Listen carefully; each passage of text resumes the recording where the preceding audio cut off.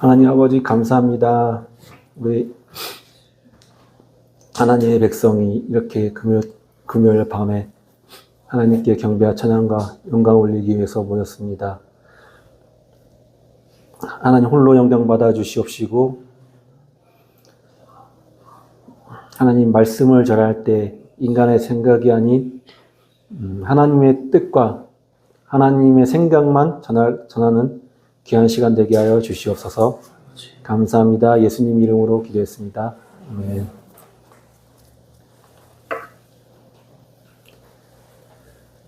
오늘 설교 제목은요, 평안과 미래의 희망입니다. 예레미야 29장 9절에서 14절 같이 읽도록 하겠습니다. 내가 그들을 보내지 아니하였어도 그들이 내 이름을 거짓 예언함이라. 여호와의 말씀이니라. 여호와께서 이와 같이 말씀하시니라. 바벨론에서 70년이 차면 내가 너희를 돌보고 나의 선한 말을 너희에게 성취하여 너희를 이곳에 돌아오게 하리라. 여호와의 말씀이니라. 너희를 향한 나의 생각을 내가 아나니 평안이요 재앙이 아니니라. 너희에게 미래와 희망을 주는 것이라. 너희가 내게 부르짖으며 내게 와서 기도하면 내가 너희들의 기도를 들을 것이요 너희가 온 마음으로 나를 구하면 나를 찾을 것이요 나를 만나리라. 이것은 여호와의 말씀이니라. 나는 너희들을 만날 것이며 너희를 포로됨 중에서 다시 돌아오게 하되 내가 쫓아보내었던 나라들과 모든 곳에서 모아 사로잡혀 떠났던 그곳으로 돌아오게 하리라. 이것은 여호와의 말씀이라. 평안과 미래의 희망이란 제목으로 전하고자 하는데요. 저번 주에 최시용 목사님 그 설교 내용을 듣고서 은혜 받아가지고요. 제가 좀 더 읽어보고 싶어서, 찾아보고 싶어서, 설교를 준비하게 됐습니다. 제가 저번 주에 되게 너무 일이 많아가지고 피곤하고 피곤하니까 또 마음이 무너지니까 또 짜증이 나고, 원망 불평이 스물스물 올라오더라고요. 그래가지고, 이런 생각이 들어요, 혼자서. 하나님 나 나아달라는 얘기도 안 했는데, 왜 이렇게 태어나가지고 이렇게 고생을 하는 걸까? 부시부시간에 또 부정적인 생각과 또 말을 하게 되더라고요. 속이 답답하고, 또 이렇게 금요철야, 그때 금요일 좀 됐었던 것 같아요. 이제 최시영 목사님이 그 설교 내용 중에 너희를 향한 나의 생각을 내가 안다. 하나님의 생각, 하나님이 너희를 향한 하나님의 생각은 재앙이 아니라 평안이다.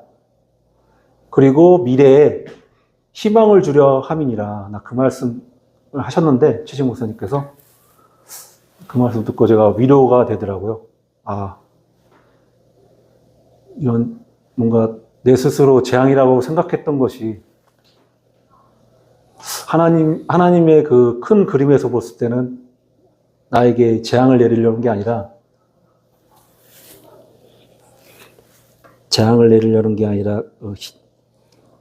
평안을 주려 하는 것이고 또 미래의 희망을 주려 하는 것이구나. 하나님의 생각에 대해서 성경을 찾아보고 싶다는 생각이 들더라고요. 그래가지고 우리 그 성경 구절을 읽었는데 이는 역사적 배경이 있어요. 이 본문 구절에 나오는 그때 당시 시대 상황을 간략하게 말씀드리자면, 그러니까 유다의 말기예요. 멸망하기 전. 말기부터 바벨론 포로 초기 시대. 그러니까 예를 들어서 쉽게 말하면 우리나라의 조선 시대 말기, 일본 강점기 초기, 그 사이에 이제 혼란하고 혼돈스러운 시대 상황이잖아요. 유다 백성들도 그런 상황에 처했어요. 그러니까 유다는 최종적으로 바벨론의 제4차 침공, 4번이나 침공해서 4번이나 유다를. 남유다. 북이스라엘은 이미 150년 전인가? 아시리아에게 멸망당했죠. 멸망하는 이유는 성경에 나오는데 하나님의 말씀에 순종치 않고 막 우상 숭배하고 하나님이 싫어하시는 만 골라서 했기 때문에 그 죄악이 차곡차곡 쌓여서 도저히 묵과실 수 없는 상태가 됐던 거예요. 그래서 북이스라엘이 먼저 죄악 게이지를 먼저 채웠겠죠. 150년 전에. 항상 하나님께서는 이 게이지가 차야지 심판을 내리세요. 이렇게. 나 기분 나빠. 그래가지고 이렇게 심판하시고, 난 기분 좋아해가지고 축복 내리시고 그러시는 분은 아니에요. 자기 나름대로의 하나님의 기준이 있어요. 기준이. 그러니까 네 번의 침공이 있었는데, 그 이전에 그 바벨론의 제3차 유다의 침공이 있었겠죠? 그때 당시 이제 요야긴이라는 왕이 폐위돼요. 지니까. 왕이 물러나고 포로로 잡혀가요. 그리고 그 이후 나중에 포로로 잡혀가요. 그리고 느부갓네살이 이제 자기 말 잘 듣는 사람으로 유다의 왕을 옹립해요. 그 사람이 시드기야야. 시드기야가 세워졌는데 바벨론이 유다를 점령하고 지배하는 것은 하나님의 뜻이었어요. 이미 그 전부터 여러 선지자를 통해서 말씀하셨고 예레미야를 통해서 바벨론에 복종하는 것이 하나님의 뜻이다. 그러니까 바벨론에게 순순하게 포로로 잡혀가라. 계속 예레미야에게 말씀하셨어요. 근데 이제 거짓 선지자들도 옆에서 이렇게 부추기고 또 이제 하나님의 힘을 의지하는 것이 아니라 자기가 탈출했던 출애굽했던 애굽, 또 북이스라엘을 멸망했던 아시리아의 힘을 의지해가지고 연합해가지고 바벨론하고 붙어요. 누가 이겼겠어요? 바벨론이 이겼겠죠. 인간의 생각은 항상 이렇게 패배를 낳는 것 같습니다. 동맹을 결성해가지고 바벨론에 항거하고자 아무래도 그때 당시에 지금은 패권국이 미국, 중국, 러시아 이렇게 있겠지만은 그때 당시에는 바벨론, 신흥 강국, 바벨론, 아시리아는 전통적인 강국, 애국도 그렇고 이게 세 나라가 있었어요. 바벨론에 항거하고자 이렇게 세 나라가 뭉쳤는데 결국은 졌어요. 그래서 시드기야 세워진 제4년 4년 전후의 상황을 지금 이게 성경을 읽은 거예요. 이런 시대 상황이 있었어요. 그리고 첫 번째로 여기서 자주 나오는 게 하나님의 선지자 예레미야와 거짓 선지자들의 대결, 이런 게 나와요. 예레미야와 하나냐의 대결이 있는데, 하나냐는 거짓 예언으로 하나님의 성전에서 왕과 제사장, 그리고 귀족들, 위정자들 모여있고, 백성들 앞에서 바벨론에 항거하자고 선동해요. 또 이런 얘기를 해요. 바벨론에게 그 전에 침략당해가지고 하나님의 성전에 제사 드리는 식기라든가 제기 있잖아요. 다 가져가 버렸어요. 금으로 만든. 2년 안에 회복할 것이다. 그리고 바벨론의 이 이스라엘 백성에게 주어진 멍에가 끊어질 것이다. 아니, 나 같아도 만약에 제가 그냥 일반 유다 백성이었어도 하나님의 말에 귀가 들어갈 것 같아요. 예를 들어서 그냥 쉽게 말하자면 조선시대 일제 침략을 받아가지고 조선의 그 귀중한 유물들이랑 보물들 다 가져간 거예요. 근데 하나냐 같은 예언자가 딱 나타나가지고 2년 안에 일본 제국을 무너뜨리고 모든 유물과 문화재 다 회복시키겠다 하면 혹하죠. 하나님, 그리고 자기가 하겠다는 게 아니라 하나님께서 그렇게 하신다고 하더라. 하나님의 이름을 거론하면서 거짓부렁한 거죠, 결국은. 근데 하나냐도 진짜 되게 깡다가 좋은 게 하나님의 이 성전에서 그런 거짓말 할 수 있다는 게 거의 그냥 끝을 달리고 있다고 봐야죠. 저 같은 일반인 입장에서는 왜 이런 미친 짓 할까 싶지만 또 미친놈들은 이렇게 설명이 안 되잖아요. 미친 짓 하는 이유를 설명할 수 없잖아요. 그리고 바벨론의 3차 침공 또 이전에 또 여러 침공이 있었는데 그러니까 유다에서 바벨론으로 끌려간 또 많은 백성이 있었어요. 백성이 있었는데 또 거기에 또 거짓 선지자들이 또 섞여가지고 거짓부름하는 거야. 계속 이렇게 탈출하고 출애굽같이 탈출하고 바벨론을 무너뜨리고 우리 다시 이제 예루살렘으로 돌아가자. 백투더 예루살렘 막 한 것처럼 막 이렇게 하는 거예요. 근데 성경을 읽어보니까 하나님의 뜻이 이미 정해졌어요. 뭐냐? 바벨론에서 70년 동안 포로로 살라는 거예요. 왜 이런 명령을 내리시지? 또 예레미야를 통해서?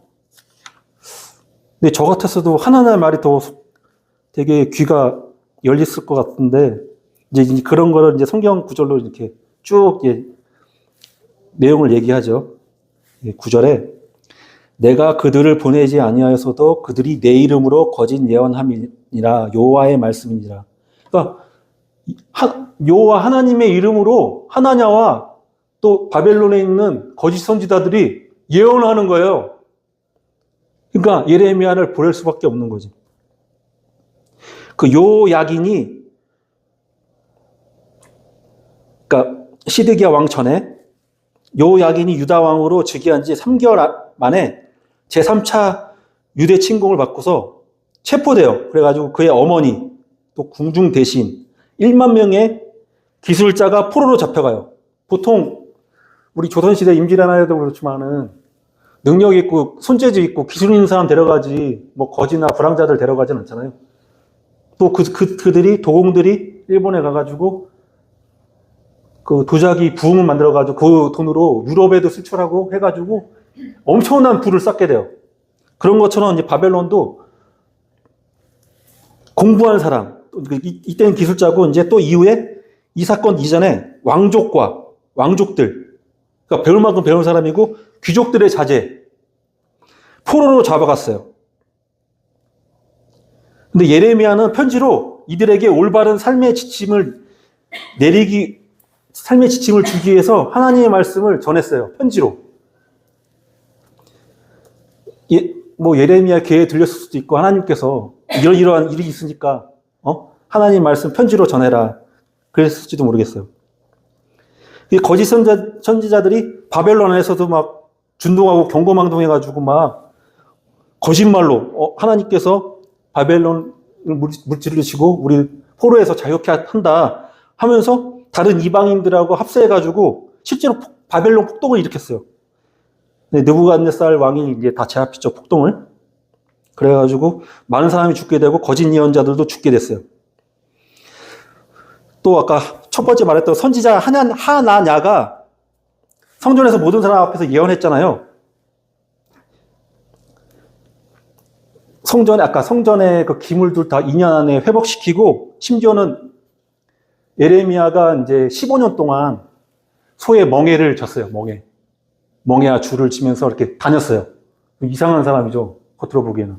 근데 이거는 그러니까 하나님의 말씀을 하나님의 사명을 짊어진 거를 표현한 것도 되지만 앞으로 이제 바벨론이 우리 유다 사람들을 포로로 잡아간다. 우리 바벨론에 멍에를 쓴다. 그런 의미도 있어요. 그러니까 쉽게 말하자면 우리도 각자의 십자가를 지고 가는 거예요. 십자가 지고 가는 그런 거를 이제 행위 예술한 거죠. 예레미야가.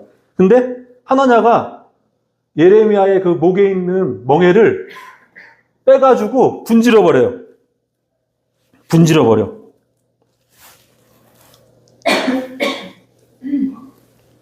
그리고 2년, 그러니까 분지르는 건 무엇을 뜻하냐면은 이렇게 분지르는 것 같이 바벨론의 멍에를 2년 안에 분지를 것이다.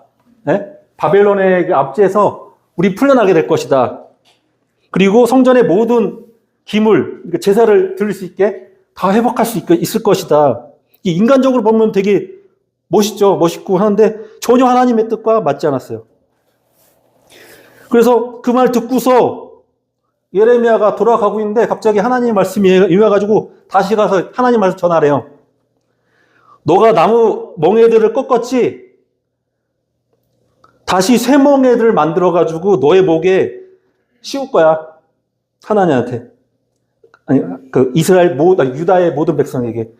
그게 무슨 뜻이냐면 바벨론의 느부갓네살을 섬기게 할 것이다. 이런 표현이에요. 그러니까 바벨론에 너 나무라서 분질렀어? 너 이제 분질 수 없게 될 거야. 어차피 이건 이루어질 거야. 새 멍에로 너의 목에 걸 거야. 그리고 하나님의 이름으로 거짓 예언했던 하나냐한테도 예언해요. 금년에 너는 죽을 것이다. 그러니까 실제로 그해 일곱째 달에 죽었어요. 하나냐가. 그러니까 예언자는 딴 게 아니에요. 예언하면은 그 예언이 이루어져야 돼요.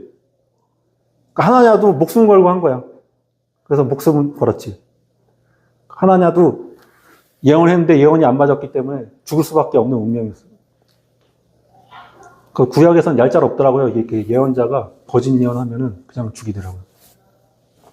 물론 입 바른 소리 했고 옳은 하나님 말씀 전에도 많이 죽고 이래 전에 저래 죽구나 했더니 죽더라고요. 구약에서.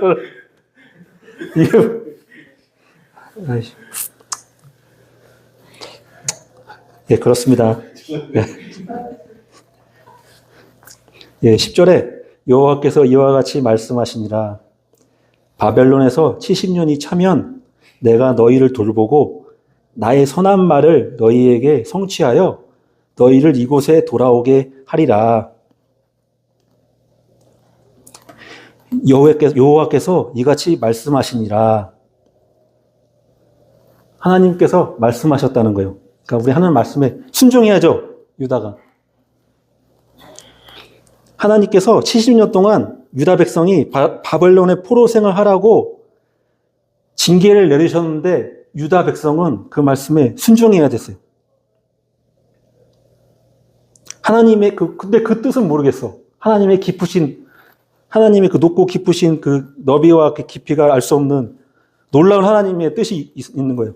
신명기 8장 2절에 3절에 내 하나님 여호와께서 이 40년 동안에 내가 광야길을 걷게 하신 것을 기억하라. 이는 너를 낮추시며 너를 시험하사 내 마음이 어떠한지 그 명령을 지키는지 지키지 않는지 알려 하심이라. 너를 낮추시며 너를 줄이게 하시며 또 너를 알지 못하며 내 조상들도 알지 못하던 만나를 내게 먹이신 것은 사람이 떡으로만 살 것이 아니라 여호와의 입에서 나오는 모든 말씀으로 사는 줄을 내가 알려하려 하심이라.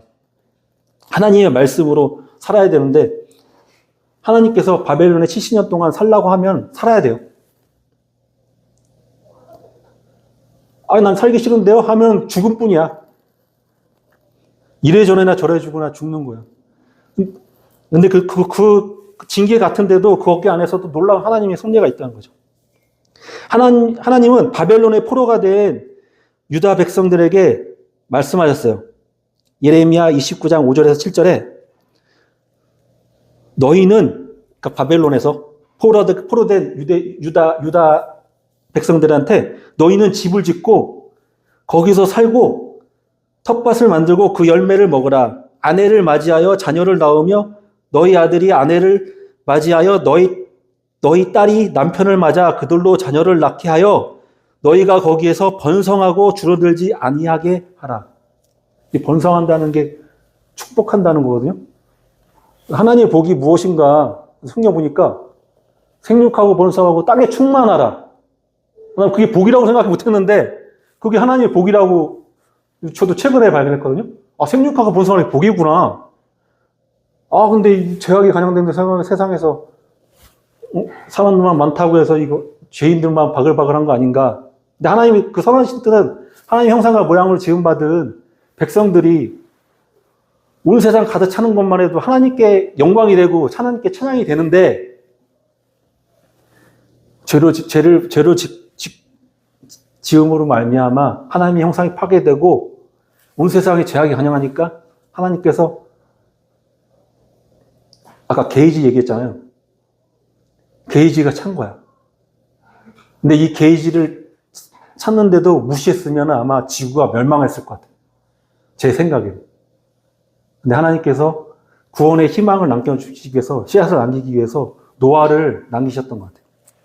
항상 보면은 하나님은 어떤 게이지가 있는 것 같아요. 눈에 보이지 않는 그 게이지. 하나님이 그 죄악이 차는 그 게이지가 차면은 우리 홍수 때도 홍수가 내리고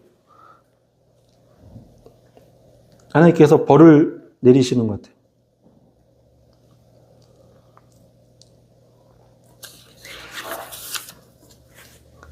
그리고 성경을 아직 다 못 읽었는데 그 7절에 너희는 내가 사로잡혀 가게 한 그 성읍의 평안을 구하고 그를 위해 여호와께 기도하라. 이는 그 성읍이 평안함으로 너희도 평안할 것이니라. 거기 그 신약 성경 보면은 우리 지도자를 위해 기도하라고 하잖아요. 뭐 우리가 지도자를 정치인을 좋아해서 기도하라는 게 아니라 그들이 정치를 잘 운영하는 말미암아 나라가 평안해지고 우리도 평안해지는 거죠. 마찬가지로 바벨론의 성읍을 위해서 평안을 위해 구하래요. 왜냐? 70년 동안 너희들이 거할 곳이니까. 바벨론을 위해서 기도하라고. 그러니까 70년 동안 바벨론에서 이제 예루살렘 다시 돌아오잖아요. 이건 학자들이 제2의 출애굽이라고 하더라고요. 제2의. 제1의 출애굽, 제2의 출애굽. 제3의 출애굽이 뭐냐? 예수 그리스도의 죽음을 통해서 사단과 그 사망의 세력에게 해방된 거예요. 이게 제3의 출애굽. 그렇게 표현하더라고요. 알아두면 좋잖아요. 네. 11절에 여호와의 말씀이니라 너희를 향한 나의 생각을 내가 아나니 평안이요 재앙이 아니니라 너희에게 미래와 희망을 주는 것이라. 그러니까 미래도 주고 희망도 주는 게 아니라 오늘 보면은 미래 앞으로 우리가 이제 겪게 될 그 이후에 희망이 있다? 희망. 처음에는 막 이렇게 뭔가 인생이 막 굴곡이지고 하지만 맨 마지막에 성공하면 모든 게 성공한 거잖아요. 모든 게 좋아도 마지막이 좋으면 다 안 좋은 거잖아요. 그런 것처럼. 근데 미래와 희망을 준다는 나는 또 우리 그 개역 한글 이것도 좋더라고요. 멋있고. 미래도 주고 희망도 준다니까 두 개 주는 거잖아요. 미래의 희망이 아니라 미래도 주고 희망도 주니까. 아니, 저는 그렇게 생각했어요. 그러니까 너희를 향한 나의 생각을 내가 안 하니 이 말씀하신 게 유다 백성들이 오해한 것 같아. 너희는 날 오해하고 있다. 유다 백성들아, 너희는 하나님을 오해하고 있어. 포로 생활하게 하니까 하나님이 재앙을 주려고 하는 거로 생각하는구나. 아니야, 나에 대한 생각은 내가 더 잘 알아. 바로 재앙이 아니라 평안이야, 평안.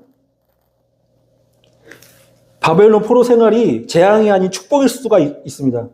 하나님의 말씀에 순종하면 70년 이후에 회복시키고 모든 것이 합력하여 선을 이루시는 하나님을 보여주는 거죠. 하나님에 대해서 하나님의 생각과 하나님의 뜻을 잘 계시하여 주실 분은, 잘 아시는 분은 오직 하나님 한 분뿐입니다.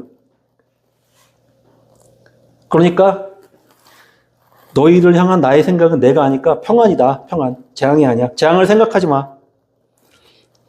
그 말씀하시는 거죠. 로마서 11장 53절에 깊도다 하나님의 지혜와 지식의 풍성하며 그의 판단은 헤아리지 못할 것이며 그의 길은 찾지 못할 것이로다. 재앙으로 보였던 사건도 큰 그림에서 보면은 평안일 수가 있어요. 그 야곱의 후손들이 요셉의 그 보호 아래 고센 땅에서 이스라엘 백성들이 잘 목축하고 살았잖아요. 하나님께서 따로 이집트 백성하고 섞이지 않게, 이집트 백성은 목축을 되게 천대시해가지고 별로 가까이 하고 싶지 않았어요. 그래서 서로 섞이지 않고 하나님께서 구별하셨어. 따로 이렇게 보물상자가 숨기듯이 따로 이렇게 뒷주머니에다가 넣으신 거지.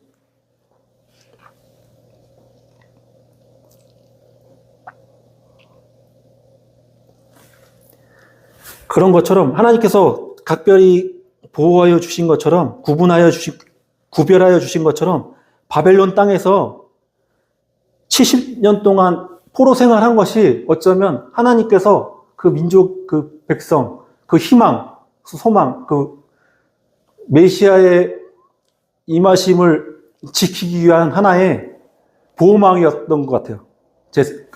그런 것 같아요. 만약에 하필 이거 이스라엘의 그 지도를 보면은 어느 민족이나 다 쳐들어올 수 있는 모든 민족이 다 거길 지나가야 돼. 근데 만약에 이스라엘 백성들이 바벨론에 포로를 안 가고 거기 있었다면 어떤 일이 벌어질지 모르는 거죠. 훌륭한 그 문화와 제국을 이뤘던 나라들이 다 지금까지 다 살아남은 게 아니라 수타기에 사라졌다고 그러더라고요. 실제로도. 엄청난 제국들이. 그러니까 우리도 숱하게 멸망한 적이 있었지만은 이렇게 대한민국을 남겨두신 것도 하나님의 크신 섭리 안에 있는 거예요. 그 12절에 너희가 내게 부르짖으며 내게 와서 기도하면 내가 너희들의 기도를 들을 것이오. 그 하나님의 아들 예수 그리스도는 하나님의 아들로서 또 하나님으로서 성자 하나님으로서 우리를 치유하시고 죄사하시는 능력이 있는 거 다 알잖아요. 다 알죠. 다 아는데 하지만 그걸 누리려면은 믿고 구하고 간청해야 예수님께서 역사하셨어요. 마찬가지로 이미 하나님께서 너희가 내게 부르짖으면 내게 와서 기도하면 내가 너희의 기도를 들을 것이요. 이미 확정된 하나님의 약속이라 할지라도 반드시 그 백성이 기도를 통하여서 성취하게 된다는 걸 예스겔 36장 37절에 설명해 주고 있어요.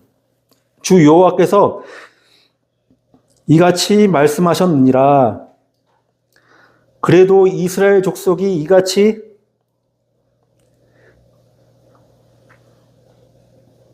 자기들에게 이루어 주시기를 내게 구하여야 할지라. 자기에게 이루어 주기를 하나님께 구해야 된대요. 이스라엘 족속이. 그래야 하나님께서 이루어 주신다는 거죠. 내가 말해놓고 내가 너무 어렵게 얘기하는데 하나님께 구해야 하나님이 이루어 주신다는 거예요. 그 얘기를 하고 싶었던 거예요. 13절에 너희가 온 마음으로 나를 구하면 나를 찾을 것이요 나를 만나리라. 14절 이것은 여호와의 말씀이니라. 나는 너희를 만날 것이며 너희를 포로된 중에서 다시 돌아오게 하되 내가 쫓아보냈던 나라들과 모든 곳에서 모아 사로잡혀 떠났던 그곳으로 돌아오게 하리라. 이것은 여호와의 말씀이니라. 이것은 여호와의 말씀이니라. 두 번 앞에서 한 번, 뒤에서 한 번 했잖아요. 반드시 이루신다는 거예요. 그리고 반드시 이루셔가지고 바벨론 제국이 우리나라 조선도 조선 백성들이 일본말 배우면서 일본이 망할 줄 몰랐다는 거예요. 근데 어느 순간 해방이야. 8월 15일에도 해방되지 몰랐어. 그거 막 태극기 들고 대한독립 만세 그거 외친 거 그거 8월 15일 아니에요. 8월 16일 날 느즈막하게 일본이 망했대. 그래가지고 진짜 망했어? 경찰서 가보니까 경찰도 없어. 군부대 가보니까 군인들 다 도망갔어. 그때서 뭔가 좀 이상하다 낌새치고 그때서 한둘씩 기어나와가지고 이제 대한민국 말씀. 진짜. 그래서 저도 어제 책을 읽었는데 5년만 더 일본 치하에서 있었다면은 우리 그 민족의 정체성을 완전히 잃었을 수 있다고 그러더라고요. 이건 제가 지어낸 게 아니라 저도 어제 읽었어요. 근데 그 하나님의 그 섭리가 있었던 것 같아요. 심지어는 울었대. 왜 우리나라가 일본 제국이 망하지? 하고 조선 백성들이 막 눈물 흘리면서 실제로 있었던 일이죠.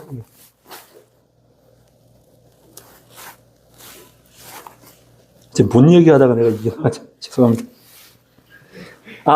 하나님 말씀 여러 번 앞에서 뒤에서 강조하면서 포로된 중에서 다시 돌아오게 한대요. 그 얘기 하려구나. 그래서 하나님께서 또 고레스라는 인물을 세워가지고 페르시아, 갑자기 그냥 바벨론이 망할 줄 몰랐는데 갑자기 페르시아가 나타나가지고 바벨론 왕 죽이고 그 장소 그냥 바벨론이 먹었던 지역을 페르시아가 그냥 장악해버려요. 그 70년 만에 그래 고레스가 칙령을 내려. 유대인 포로되어 왔던 자들을 다 본국으로 돌아가라 해가지고 간 거야. 그래서 심지어는 이스라엘 백성들이 고레스가 메시아가 아닐까? 그렇게 말하는 사람도 있어요. 근데 고레스가 바로 예수 그리스도를 예표하는 사람이죠. 예수 그리스도의 그림자야. 종된 가운데서 해방된 거예요. 돌아가라 천국으로.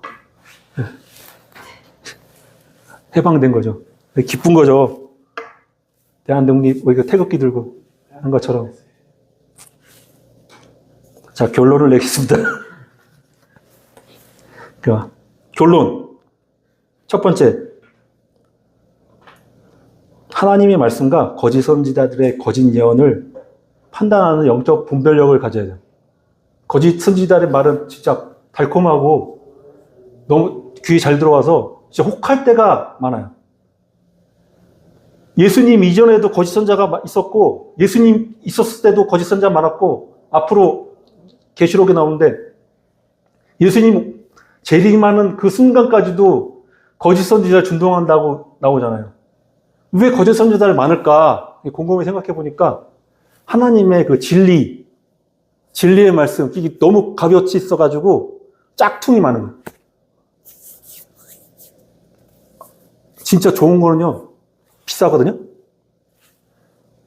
다들 나는 메이커에 대해서 잘 몰랐는데, 엄마가 잠바를 사왔어. 잠바 난 입었지. 나는 별로 관심 없어. 그냥 엄마가 사오면 입고 하는데, 애들이 자꾸 놀리는 거야. 짝퉁 입었다고. 뭐지? 내가 왜 짝퉁 입었지? 하는데, 미치코 런던이라고 있어요. 미치코 런던. 근데 보니까 미시간 런던이야. 나는 몰랐지. 나는 그래서 버리긴 그렇게 해가지고, 칼로 그 시를 다 칼로 잘라가지고 없앴어. 그 단어들을 다.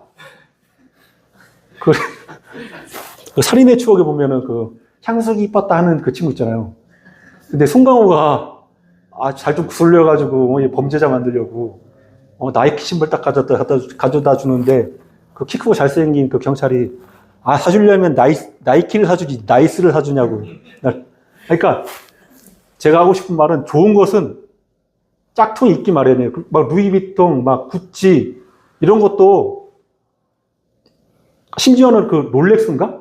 롤렉스는 시계방에 전문적으로 진품인지 가품인지 구별하는 사람들도 구분 못한대요. 성능이 똑같아. 그렇게 정교하게 만들어. 그러니까 왜 짝퉁이 많을까? 돈이 되고, 첫째. 돈이 되니까. 돈이 되네. 첫 번째, 두 번째, 세 번째 다 돈이 되네. 돈 벌기 위해서. 그래서 하나님의 그 말씀과 복음의 진리가 너무 값어치 있으니까 짝퉁들이 막 펼치는 거예요. 여기서 잘 영적으로 분별해 나가야 되겠습니다. 히브리서 결론, 히브리서 12장 6절로 제가 대신하겠습니다. 주께서 그 사랑하신 자를 징계하시고 그가 받아들이시는 아들마다 채찍질을 하심이라 하였으니, 그러니까 징계를 받았다고 해서 하나님께서 버리신 게 아니라 사랑하는 자녀니까 엇나가면은 아예 되돌아올 수 없으니까 징계하시는 거예요. 또 세 번째, 우리를 향한 하나님의 생각은 제약이 아니라 평안이다. 그리고 미래의 희망을 주려 하는 것이다. 네 번째, 하나님을 간절히 구하고 찾고 하나님께 기도하자. 말씀 마치겠고요. 오늘 기도하실 텐데 오늘 이제 최고 리더십이 사라졌어요. 이제 2달 이후면 새로 세워지는데, 우리 기도할 때 하나님께서 원하시는, 하나님을 두려워하는 참된 지도자를 하나님께서 세워주시고 만들어주시고, 이 혼돈과 공허의 이 대한민국에 성령님께서 운행하여 주셔서 질서와 이 공의가 바로 설 수 있도록 기도해 주시고, 우리 성도님들 중에 아픈 분들이 계신데 다 나을 수 있도록 간절히 구하시고, 또 각자 구하시는 기도, 그리고 꿈과 희망과 소망을 달라고, 꿈을 달라고 기도하시길 바랍니다. 주여 삼창하고 기도하겠습니다. 주여, 주여, 주여.